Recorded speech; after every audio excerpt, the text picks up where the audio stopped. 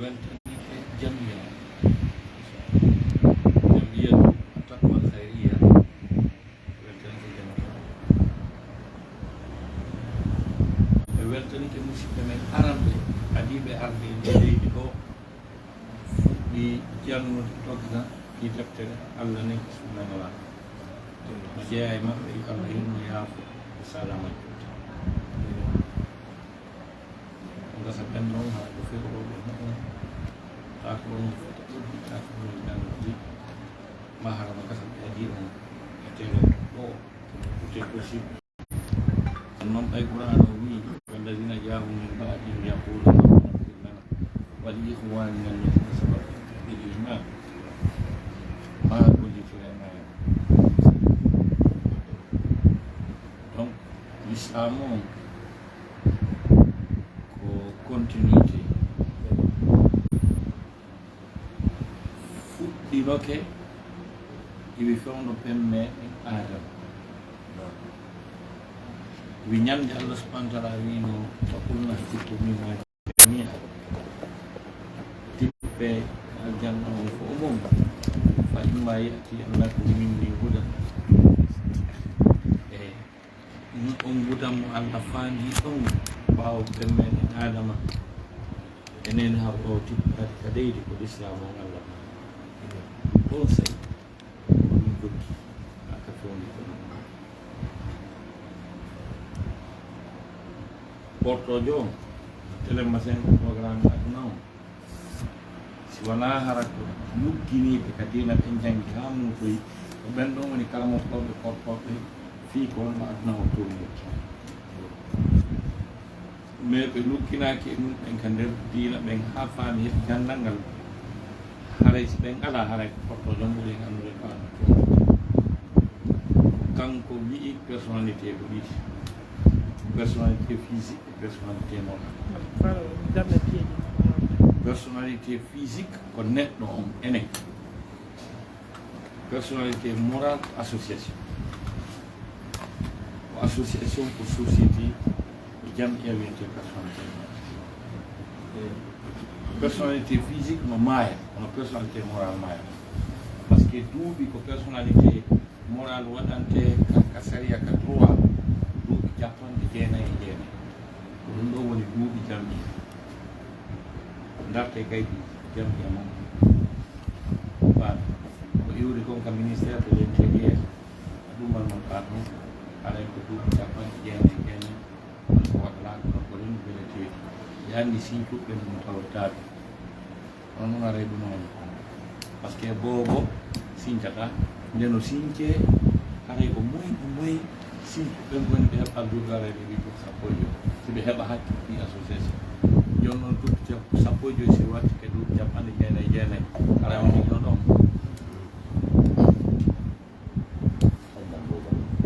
joni noon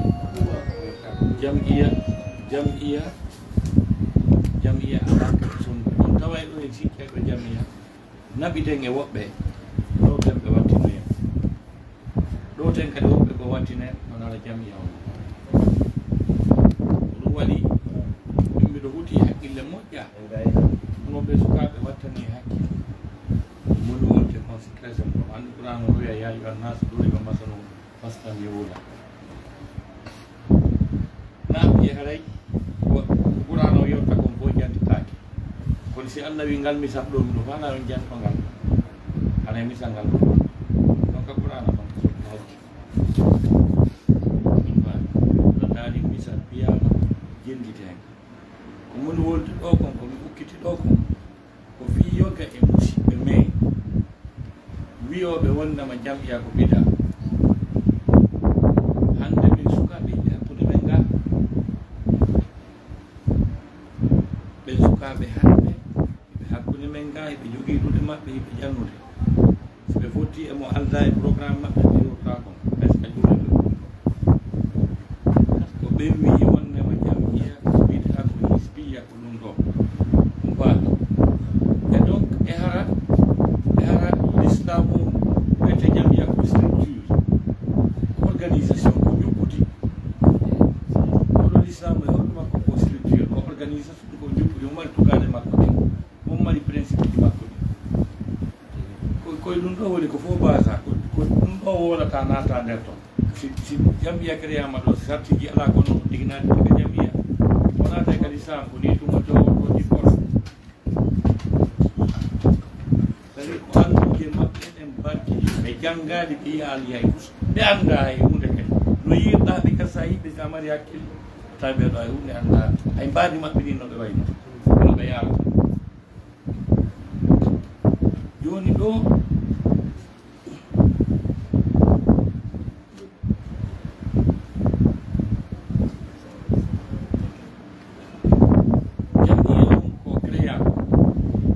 tawi ko ɗum tu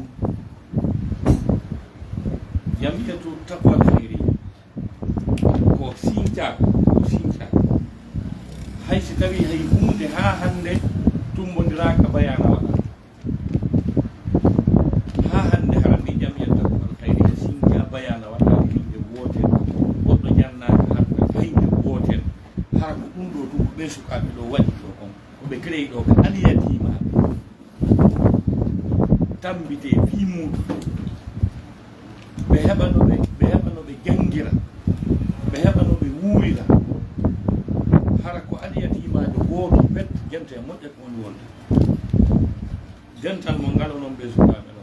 hara effort ko waɗɗon ko fof annan ɗo settan ɗo fof waɓe hara ko aliyatimajo gooto pet heɓɗo feere ñammingol holtina o janga hara yoni nafare ko jalo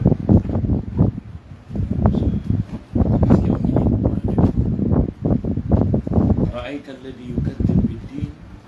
فذلك الذي يضر متانجيني tagaɗo heɓani probléme ha hewti bunkodirgol e ko wiyete koñ dargal ka mo programme mum heɓuɗo probléme ñande dara dargal no woni probléme ɓurɗo on ɗon joni no nane qouran أرأيت الذي يكذب بالدين فذلك الذي يدق اليتيم ستويه نهمبا على ذلك دونك استفهام e a ngalɗaali a yiyaali hawnaadima on fennuɗo darngal fennuɗo ñalaande jotti kuuɗe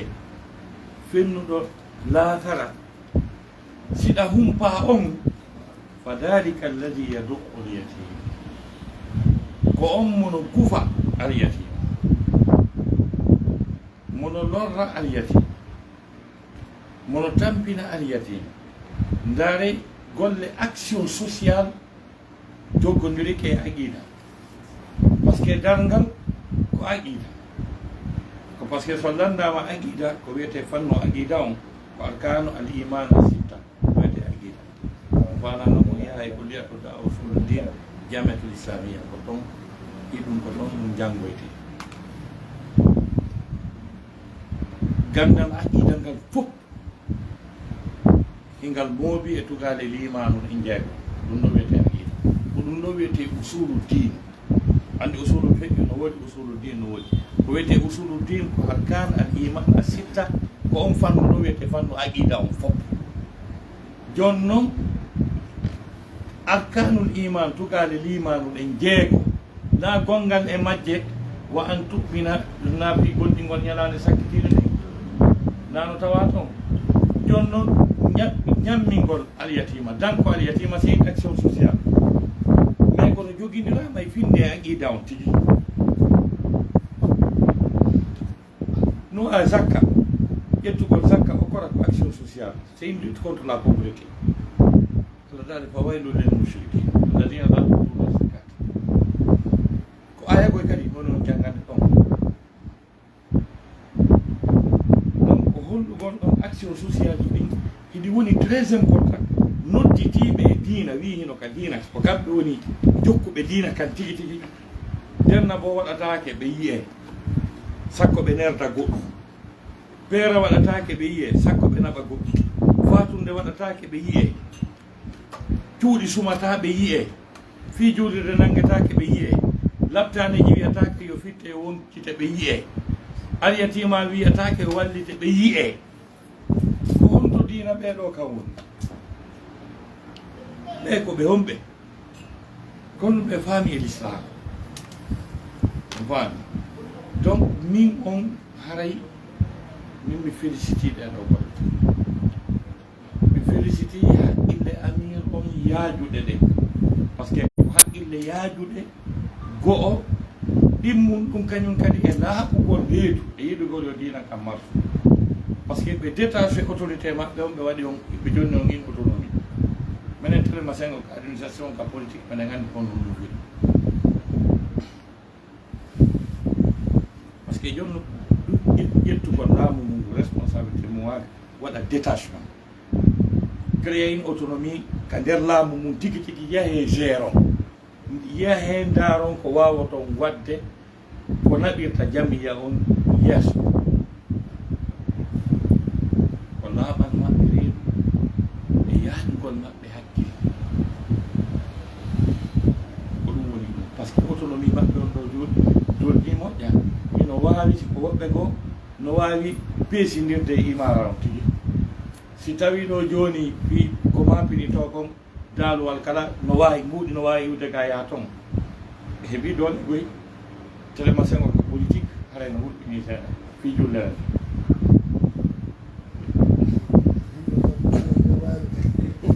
e bien sûr ko ɗo a siɓɓini mi félicité amin o téléma ɗo je vous parle en tant que juriste en tant que administrateur en tant que politicien par ce que ko ɗo men komi jangi fi komi jangi fimo par ce que ɗin autonomie ji o détachement mo ɓe waɗi ɗo o détachement jano mo wonana ɗumi mo suti kadi ka janɗi ka heccata ɓe o projet mon ɗo ɗon sikka so wono yino ɓanga ɗon ɗo sikkara ɗum heccade amiya sina jippitare mum e andi ɗo kon mum faami e donc ko ɗum waɗi félicité amiron heɓugol maɓɓe haqqille andugol onon sukaɓe ɓen waɗete e laawol wi e waɗe goɗɗum kono wawata wadde goɗɗum amiron ɗon ɓe félicita moƴƴa awa onon sukaɓe kañum kadi on suwiro important donc andu dental ngal ko dental mon ko onon naɓata ngal minen ko groupe amen minen Oustaz Ibrahima Bayen addi ko min ada directement nomede en tant que génération men o e ami sababu jame asusa mi ala nomede génération amen o meɗa naɓaye ɓen salaɓe ɗina e ɓe e sifa ɓen e tangwari ko Oustaz ma jallore Oustaz ma jange wonno sababu donc ɓay ɓen ɗon ittama directement ko noma amir sabab aroy ɗon ha mbari han alaji Ibrahima Ba noma amir sabab mi arti kaduma ka sababu ɗon ɗen e laamiɗo fi da'a on e faqa on kanko woni président ɓay aro yiyama ɓe noddi men ñande ko ɓeyni joni dental ɓe gaytanarande kadi minen wonnoɓe ka sabab ɓe bo min arti ɗum mbari ngan directement woni président jamia tasisa mi ƴetti posgawa on nder ton donc ko ono wona préparé de ko aroya ka ɓe ko won kono noon kono on wolli wondema si on ko waɗɗon ɗo kon ɓe waɗano ɓe waɗano ɗum fewno ɓe fotayno mono ɗon ɓe jogino age momon ɗo ɓe waɗa ɗum ɗo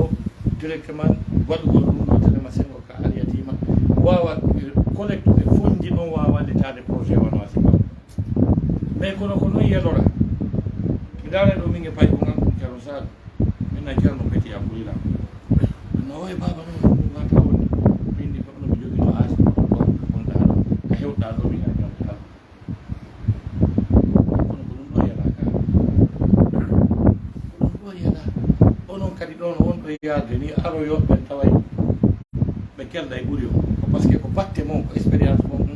koko haqqille amir on ko ɗe yaaji kon wawi so waɗɗon créade si ɓe nodda noon ɓe indi sukaɓe waɗe goɗɗum noon sika waɗere ɗum joni noon onon no jogui expérience ɓeɗon no jogui expérience momon no jogui expérience waaƴi ko fewndi kon e nder aduna o onon kadi projectoy toon e ɓiɓɓe mon ɓe kon haray no wecci o c'est cette continuité ko ɗum ɗo yaɗa dare ko nelaɗo sakkitiyarde no woodi annabajo mo ɓattodiri mo ɓuuri ɓe few hay ɓe yiitaɓe yaada on mbani donc haray ɗo haray min ɗum félicité o ɓeɗe ɗo golle ɓe wona yilan kaawe mi yii noon jam'iyaji e nder komi jindi kon e nder aduna mi yii sukaaɓe kelɗi mi ɗummodirama e karmokoɓe kelɗi à travers le monde e nder presque continent ji fof kono wona mantugol ɗo fi duuɗi ɗo on waɗi golle moɗalaɗe hanaɗe félicitede ɓe hani ɗo yettinde Allah subhanahu wa taala komin ngalata ɗo amiro wolno fimoɗo ɓeyni kala ko nango ɗo fimum ɗon aray taw ɓe valida siwa hani min waddiri ɗum si ɓe yewtiti ɗum ɗo kadi donc ngal teddungal ngal joganeɓe e golle on wadde ɗo ko golle Allah woni ɗo wadde goɗɗo anda baraji moƴƴiri ɗum ɗo ko ha honto suti ko ha honto ɗum ɗo yahta sabu tewto wonɓe wiide jammiya ko wiide a hisbiya ɗuma hakkideɓe ɓen no ɓe wayno daronɓe kadi ɗon gonto ɓe yaltoyto voilà donc haray ko ɗum golle vraiment mi félicité association moƴƴa mi félicité golle monɗen ɓay joni Allah no yittindinni kañum kadi non WhatsApp no woodi kala ko tañi ɗum Moussa Taibo no wawi contribuer ɗi ɗum ɗo yew ataw ni aɗa mi ɗo waddi woode ham entièrement e disposition jamiya taqwal khayriya plus particulièrement c'est le sabab jamiya on onon ɗoko ɗo wakkili e sowteje mum par ce que en fewroɓe min kadi ɓen no yittino ko koddaɓe han ka tuuri donc eɗen ɓattodiri moƴƴa hiɗe wawa gollide ɓuri ɓe kam on faami kala ko tañmin ɗon conseil ji ma atmaji ma dawraji ma séminaire ji ma colloque ji ɗi wawata wadde ko tañmin ɗo ni passe Moussa Taibo ça va donner un poids à la ministère. Je suis entièrement à votre disposition, donc je vous en félicite très sincèrement, je vous remercie très sincèrement toutes mes félicitations et tous mes encouragements sur ça. Allez, miséricorde, assalamu alaikum.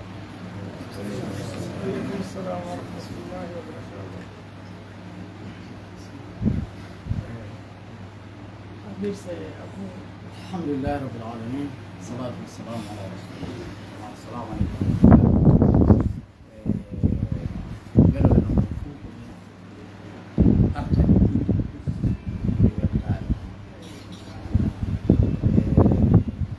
Allah subhanahu wa ta'ala ko wurti ɓerde men ɗe fewtidiri ɗe muñide ɓe wawde joni en jarni Oustaz Baye hettanagol en san kala to fuɗɗe yalla ɗuɗo ɗuɗuɗe joni haray ɓewi on komin kadi o wi on wiide ko gera o ko gera ko mawɓe ɓen fandinama yayde sukaɓe aray ko feewi wakkilade fanunde amen ko ndemen rokkitata min maaya hara on wawi ƴettude ɗum toro yo Allah wawi personnellement ngal rekoni wakkilade si on daari on taway mi formata cellule jamɓiya o gila kami woni toon dow ha hewtoya ley tawa mi yotta so kadi wattide dans l'administration dogol fi kaydi d'accord mécanicien e imam drisi ko sukaɓe kadi ka ka darnugol alaji ɓurama no dawa toon ɗon jeyɗa ka ka finance Ibrahima Kindel donc on ko woni ka min easy kala ko gollete ko yo on tawe ekkito parce que mayde aray nawgol ngol aray eggugol aray on asiti semino Oustaz Bah aray kala no gaɗɗina gol moy o wiide gollal ko Allah simo laɓɓini golla o faljata ma o tampata kono wiirta tampere na lekki men ko lekki ɓertere haray yokke wakkilo ɗon ɗon mari yamirore amir iɗon mari du'a amir iɗon andi tawde fof iɗon pet premiére année et deuxième année communiqué on ɗote noon alfaya ga golla on ɗo guerrete ga troisiéme année mo ɓayro ari kon min yeey guerro fof anni une année on waɗi jardde nden deuxième année o waɗi stage troisiéme année on régi sur le terrain ano guerno onon kadi ko yon jogo ambition on pooɗay addoɓe watton e mo on nde tawoy taw yeehi har hande kadi sina liɗe to watto on janggata hara heɓiga toon windoɓe jangga hara na liɗe e nder jeunesse fulo fuuta o kesol koye kingol humete mana konngol ngol tosoyɓe ɓen jangga e juuɗe jangɓe ɓe si taƴi ɓeeɗandata ko ɓeeɗande haray na dawolɓe wona waaji on en wadde en anditindira ɗum holda on objectif vision an on e kala étape fewndiɓe koye taw no woodi gaynowo kala noon gaynowo haaju ko génération makko on eɓɓeteɗo goɗɗo heɓatake génération mbaɓe makko heɓatake génération koto makko ko génération makko kala noon mo génération mo ɓuuri o ɓurama sattata ɗo ha mawɓe men adde ɓeyneɓe gollu konni wata o ga joni foto men on koyen wakkilo arewo ɓen kadi ɓe lokkiɗo yen aray vraiment welo welo mon fof ko min ɗo wonan sinnaga ɓeɗo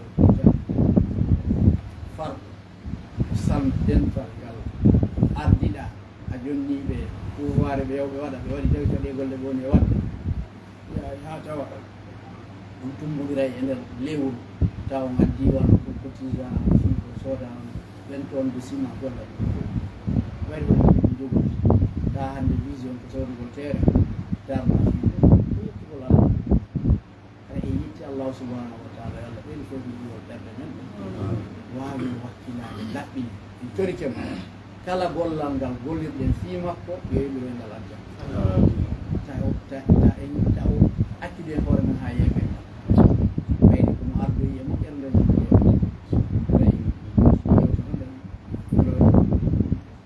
aray ko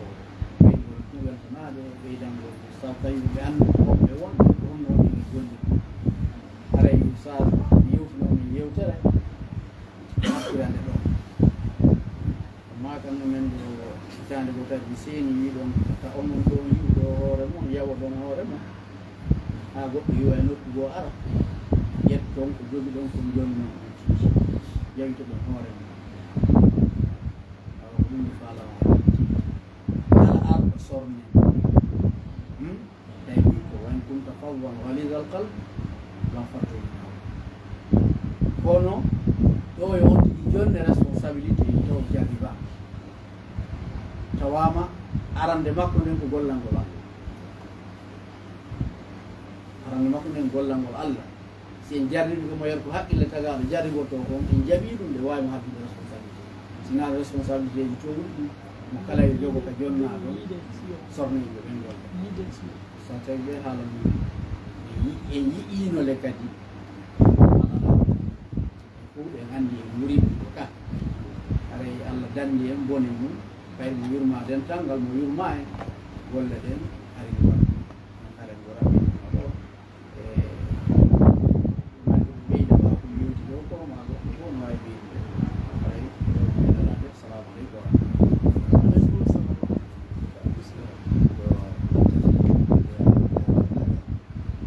aɗa yondinore imam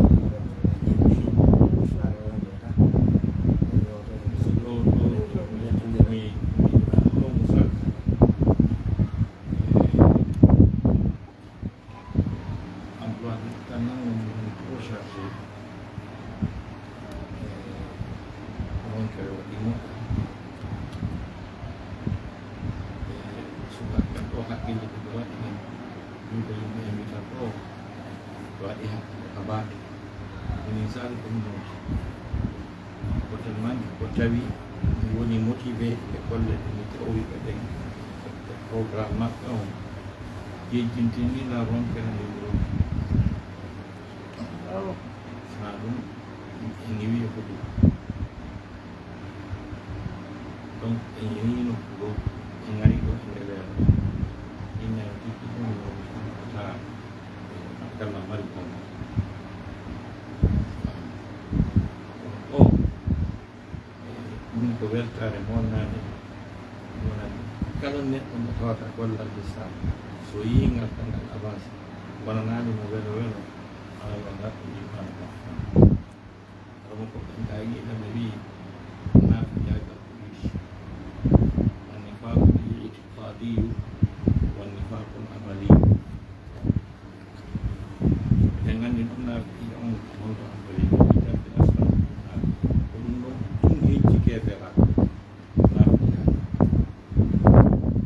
jadi nafia kalau pengen nafia kalau fiban jadi nafia kalau kulle yang nifaqul amali nifaqul amali yung kurang andete no fandi mo alay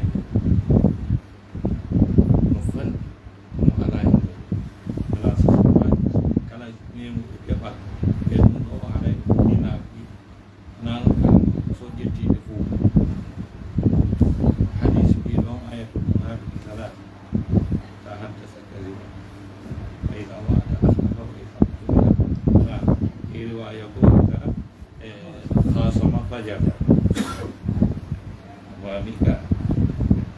donc ɗum ɗon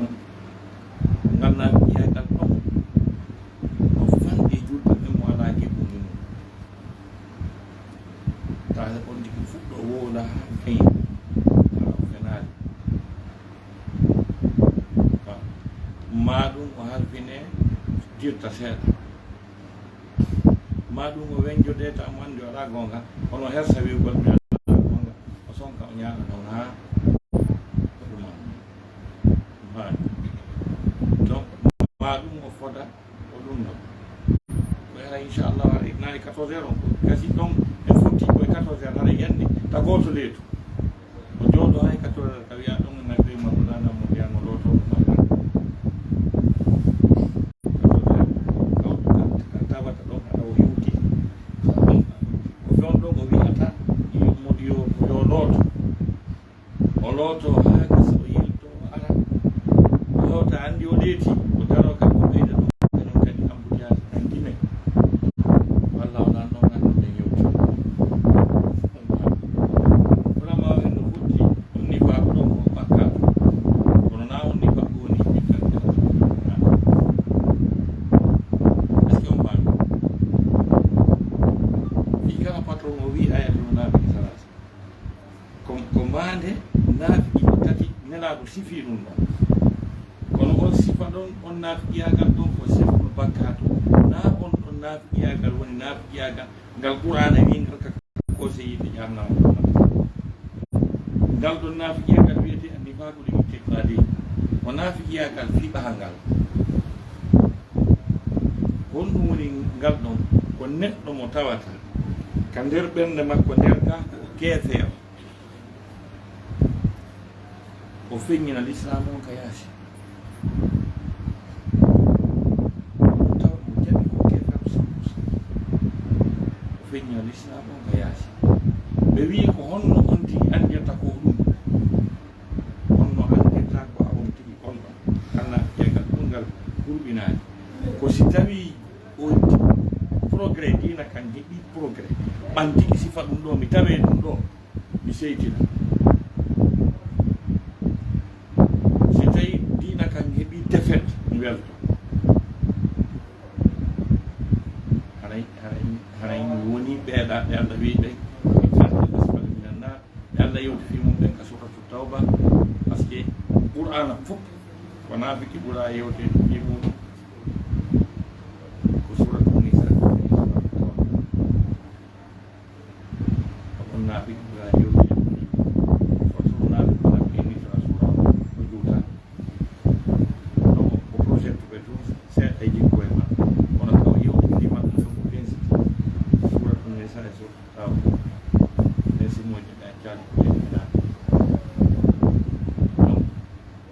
yiyay ɗo ɗe jooɗo ɗo Afghanistan no nangondira to ɓe yiyani ha hande kon duɗete Afghanistan e ganda e ko on to hikkuri to kono si tawi julɓe ɓe gañike toon ta ɗe weltina si ɓe warama toon ta hiɓe suudi woɓɓe melle weltotoɓe si julɓe ɓe fooli toon anoɓe ma po ronka ɗanade si julɓe ɓe maayi toon ta woɓɓe ɓen aray wiya ko embouteillage on ɗumanni on andi ɓe ƴettiɗa kono ɓe alaɗa on mbami ga donc ko c'est à dire welo welo momi jogui on komi welti komi on ɗo ɗe golle ɗe mi yii hiɗon waɗi ɗo e tawde kadi miɗo reeni wondema ngal dental ɗo ngal mayata ɓay hiɗon ɗo ko noon suka l' essentiel ko fuɗɗa ko watta daro ko fuɗɗa kon koyo daro koyo yahu wona yo daro wawi noon marsude o so tawi si ɗon wawa ko mapino annabi Zakariya ko ha o mapode o hoore makko o aani o wawi so feete waƴiɗanagol wa inni khiftul mawaliya min wara'i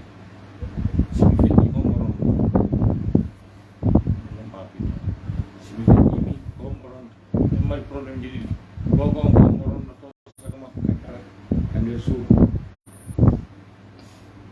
sago makko ko woni ko ɓiɗɗo makko e hino noon duuɓi towi debbo goto mo felliti o heɓata ta woni probléme kaw faala ɗolle Allah waɗanimo fammi suɓagol kañum kadi ka nder suudu fi ran ina ka ndaari ɗum no andi par ce que ɗo gandani Moussa anda Moussa kadi ɗo wino waddani wasiran o wi min angi haɗu makko no ɗuuɗi ha kono sappino ɗipos haɗunaari donc haray ɗuɗɗole amir dawa e amir men on ano fof o taw sono ko wi ko ngam sa tawi ko gaaki ana min ko yiɗɗo ɗon yejjintiniran kala on kale nde mi looki ko par ce que objectif amon min ko l'islam ɗo waɗe ɗum objectif on tawono ko fi poste ko fi mbuɓɓe ko fi ɗum ɗo ambition ɗum heccu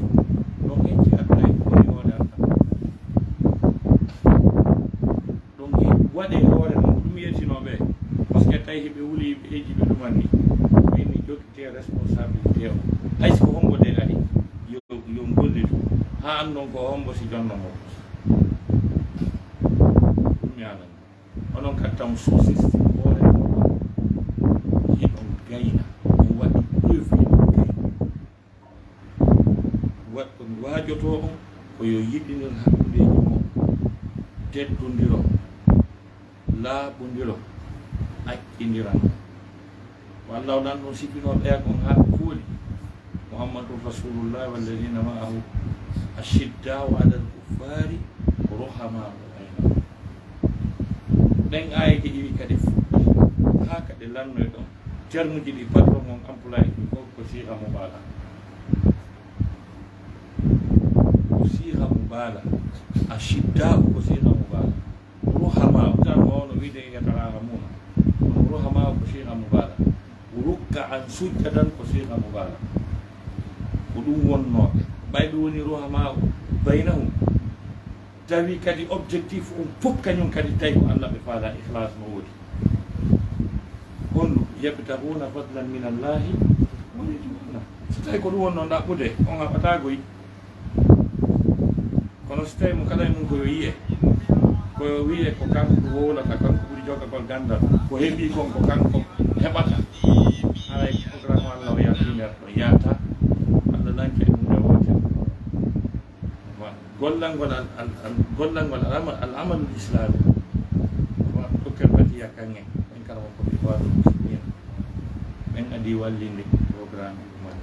sa jangi ko ɓe windi kon ande ko ɓe fermol islam naɓugol ɗum ko honno ɓe ketti ha ɓe hewti kaɓe hewti tawi Égypte fof hiɓe jogiti domaine ji ɗin fof hiɓe nder ton oɗo Muhammad Salah o star yo Liverpool ko ihwan ko Allah andi goɗɗi heɓɓade ɗon ni ko jel woni arande diina kange nder Égypte wa donc ko on harakiɓe enen noon min participe colloque séminaire ji initamen susta e wolde Bon. Donc ɓe wawi ko woni yaltu kon yiyata on ko lawol on ko rew ɗon ko fokki ɗo ko yaara karaki sifa ɗum noon mi wawi jonnude par ce que onon noon mi yi on e lawol ngol min tawi ɗum ɓendi min tawi ɗum gaynayi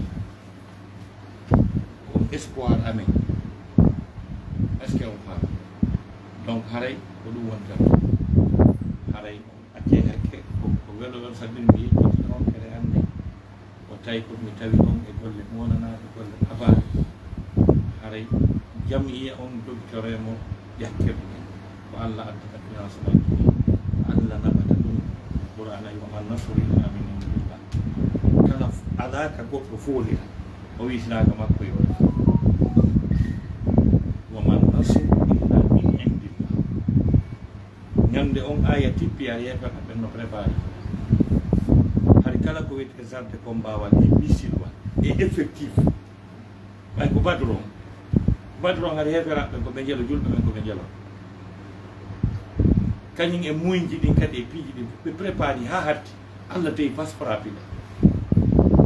ɓay o frappé ɗo watano folude par ce que ballal kaka makko ɓurata o wallata e aya go Allah wi dalika bi anna allaha mawla alladina amanu wa anna alkafirina la mawla lahum par ce que yimɓe ɓe landitoto pourquoi heferaɓe mbiya nden ñande sabu effectif o e moyji ɗin e dispositif o Allah subahana taala feññini ɗum ɗo o wi ɓeeɗa ɓe ala mawɗa ɓeeɗa no mari mawɗa ko fof no Allah dey bas jiwdi julɓe ɓe tunno ɓeeɗa ɗum guere on ƴettata no a inere tan ana julɓe landi kono kamɓe koye si tawi waɗa ko wulude tippiti waɗa no woodi ko piwre ni way sastafisuna rabbakum fastajaba lakum anni umidtukum bi alfin min almalaika tippi c'est fini donc aray woni e mukhlisina e ɗe golle o chance heɓu ɗon na onon to woni sukaɓe e nder abidjan ɗo ka o Allah suuɓi on o suuɓike on o halfini on waɗe golle tedduɗe o ardini on waɗe kohoɗe yankiniɓe tippitiɓe laɓɓinal no woodi woɓɓe ko hay samala gollude o wata golle ngal yaruɗa o hino bewre hino mawni kinnare hino downtare hino jamfa a wawi golludude si amiruɓe kelɗa o wata fuskati tawi ko ɓendi o yitatake andatake compte yeeyi o waɗi ko sa wowli a yawi ken aray compte suti ko Allah onan ɗon suuɓi on kon ko chance mo hanɗo yettirde ko Allah onan ɗon suɓɓani on kon tawi ko ɓeɗo kadi ardi on ko chance ko hanɗo yettirde Allah min tan on profite on heɓi guesa kam moom baraji jokite wakkilu noon tan sonna so golli ɗo on tam so gollaɗi ko on tam ɗum wiyete Allah on ɗawa yankuɗo yeeyon heɓon ɓerɗon nawnon ɗi fof so tawi noon ko ɗeɗo golle noon ko Allah andi ko ɗum moy kala ɗen wata ko andade ko combien de fois estime Allah subahana taala baraji ɗin ko ha wonto yahata donc haray ɗum ɗo mi yiɗno ɓeddugol kadi joni haray ɗo ɗon ndaareno ɗurano ɗon e awa jama on newnaneɓe way inchallah rabbil alamin aray wettude documentaire ɗe aray joni joni arano wayi halno no howtuta nder sasi yiya auditeur men ne jeeto no koyi to on wala ɗi woni aray joni newnanemen waɗa faire woni oɗo ɓe defnata woni oɗo ɓe woni kadi dawde diction e 4 heures woni kadi ɓe tiɗno soɓete woni nder men 3 dans e galle yiɗi jooma galle ɓen tout ferme ɓen mari faɗi ngalli ala kulli fof no weltude ni waɗani won ko Oustaz ko kala yalda wende hen fof wonno waɗe yaako makko no waɗe yimɓe ko jeeya